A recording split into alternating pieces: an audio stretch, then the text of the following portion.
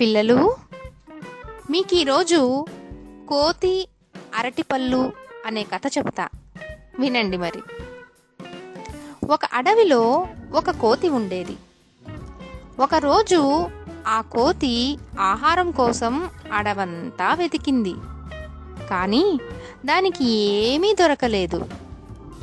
అంతలో ఆ కోతి ఉన్న చెట్టు కిందకి 4 కుందేళ్లు తలా ఒక అరటిపండు పట్టుకొని వచ్చాయి.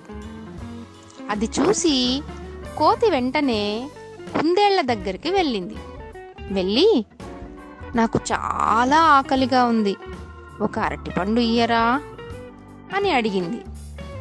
కుందేళ్లు ఇవ్వము అన్నాయి.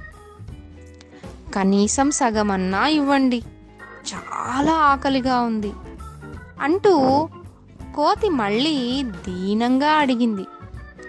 అలా అడిగేసరికి కుందేళ్లు సరే అన్నాయి. మొదటి కుందేలు తన పండులో సగం ఇచ్చింది. రెండో కుందేలు కూడా తన పండులో సగం ఇచ్చింది. అలా ఆ 4 కుందేళ్లు తలా సగం సగం ఇచ్చేశాయి.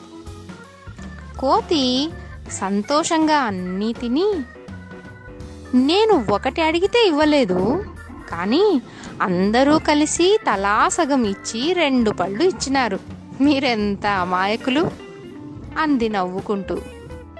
కుందేళ్ళు అవును గదా అని నాలుక ఖర్చుకున్నాయి.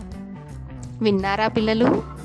కుందేళ్ల అమాయకత్వం వల్ల కోతి ఎలా లాభపడిందో.